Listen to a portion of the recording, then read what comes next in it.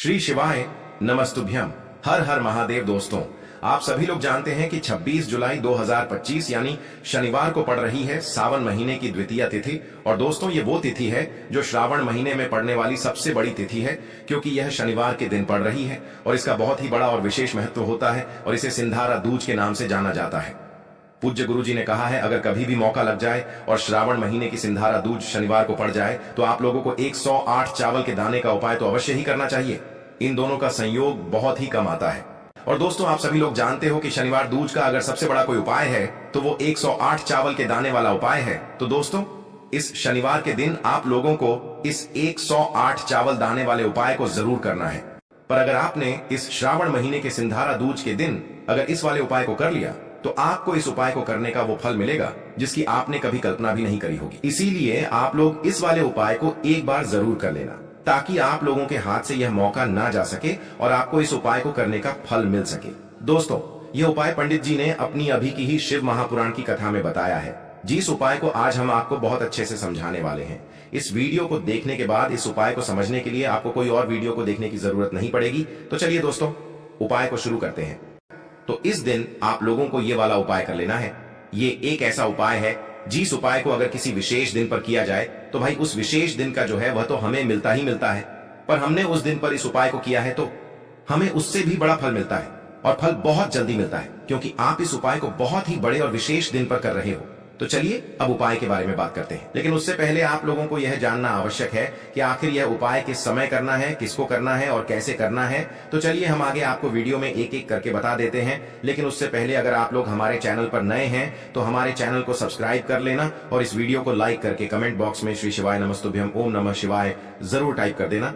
तो दोस्तों, इस 108 चावल के दाने वाले उपाय को हमें इस शनिवार के दिन कैसे करना है, किसको करना है, किस समय करना है और कहां पर करना है, ये सारे सवालों के जवाब आपको इस वीडियो में मिल जाएंगे। और जो ये वीडियो देखेगा भाई, उसको 108 चावल के दाने वाला उपाय जरूर करना चाहिए, क्योंकि इस दिन एक चावल के दाने का भी बहुत ही बड़ा और विशेष महत्व होता है। और जब बात आ जाए 108 चावल के दाने की तो ये सोने पे सुहागा वाली बात हो जाती है और ये एक बहुत ही बड़ा उपाय हो जाता है इस शनिवार सिंधारा दूज का। तो अब दोस्तों, इस 108 चावल के दाने वाले उपाय को आखिर करना किसको है, सबसे पहले हम लोग वो बात जान लेते हैं। तो देखो, घर की जो बड़ी माताएं बहनें होती हैं, उन माताओं बहनों में से कोई भी एक बड़ी माता बहन इस वाले उपाय को कर सकती है। और दोस्तों, अगर आप चाहें तो अपने घर में से सभी सदस्यों को भी इस उपाय को करवा सकते हैं। अगर किसी व्यक्ति की खुद की कोई मनोकामना है, खुद की कोई दुख और परेशानी है जो कि वह अपने लिए ही करना चाहता है, इस वाले उपाय को तो वह खुद अपने लिए भी कर सकता है। कहने का मतलब ये है कि इस उपाय को हर एक सदस्य भी कर सकता है और पूरे घर परिवार के सदस्य के लिए घर की बड़ी माताओं बहनों में से कोई एक माता बहन भी कर सकती है। अब दोस्तों, इस 108 चावल के दाने वाले उपाय को हमें करना कहां पर है? हमें इसे शिव जी के मंदिर में जाकर करना है। बहुत सारे लोग प्रश्न करते हैं, हर एक उपाय को करते समय क्या हम इस उपाय को घर पर कर सकते हैं? तो इस वाले उपाय को आप घर पर नहीं कर सकते हो।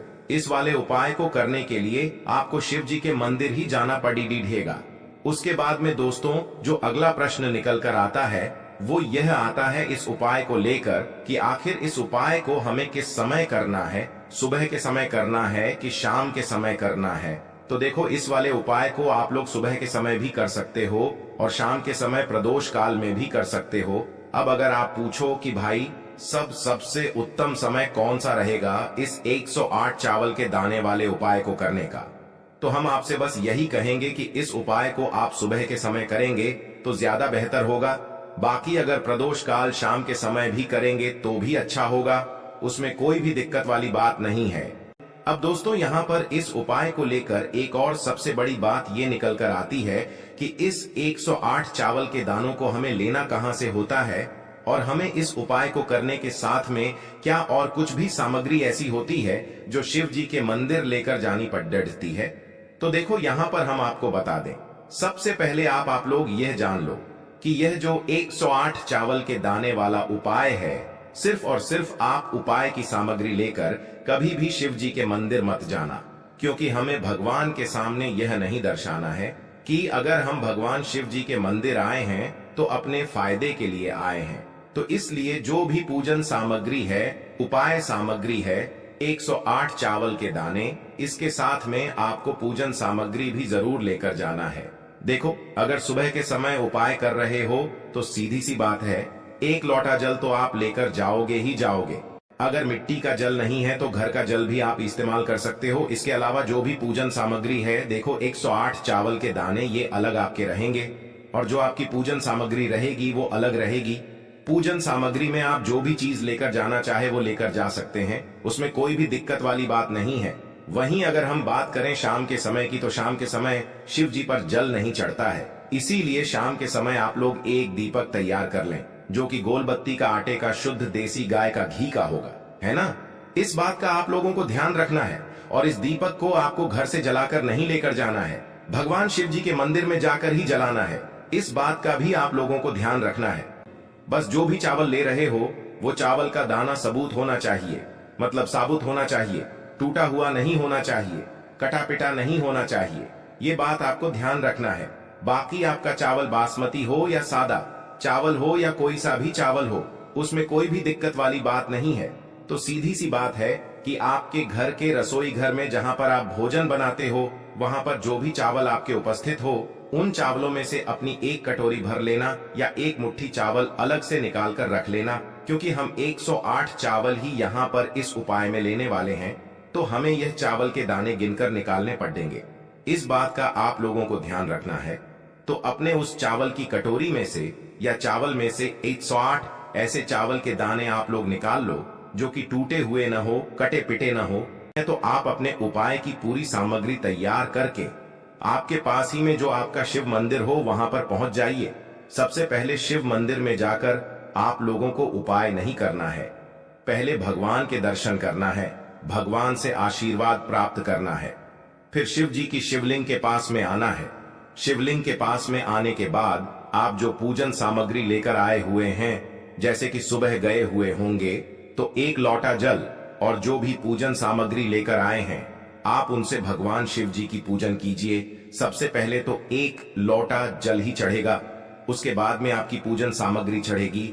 उसके बाद में अगर दोस्तों शाम के समय अगर आप इस उपाय को कर रहे हो तो अपने साथ में कम से कम 1 जो दीपक है गोल बाती का, जो आप अपने साथ में लेकर गए हो, उस दीपक को मंदिर में जाकर अपनी माचिस से जलाना है और उस दीपक को शिवलिंग के पास में रखना है। ठीक है, इस दीपक को रखने के बाद ही आप लोगों को अपना ये वाला उपाय शुरू करना है। तो भाई जैसे ही आपकी पूजा अर्चना हो जाती है, आप भगवान शिव जी को प्रसन्न कर लेते हैं।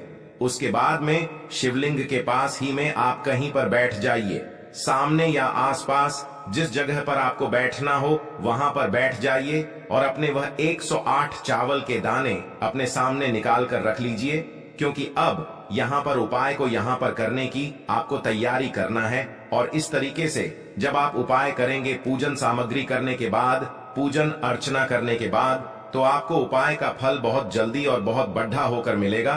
तो अपने 108 चावल के दाने अपने सामने निकाल कर रख लेना।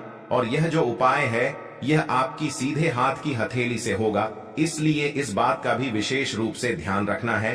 तो सीधे हाथ की हथेली का प्रयोग करके ही आप लोग अपना इस वाले उपाय को करना। अपने सामने जो भी आपकी कागज की पुड्डियां है उसको खोल कर रख लो, या कटोरी है तो भाई उसे अपने सामने रख लो और अपने वह 108 चावल के दाने निकाल लो। ठीक है, उसके बाद में दोस्तों अब आपको क्या करना है कि शिवलिंग आपके सामने होगी, तो आपने वह 108 चावल के दाने एक एक करके आपको शिव जी के शिवलिंग के ऊपर चढ़ाना है। कहां पर चढ़ाना है? शिवलिंग के ऊपर चढ़ाना है, और कहीं पर भी नहीं चढ़ाना है, आपको अपने हथेली से तो शिवलिंग के ऊपर चढ़ाना है।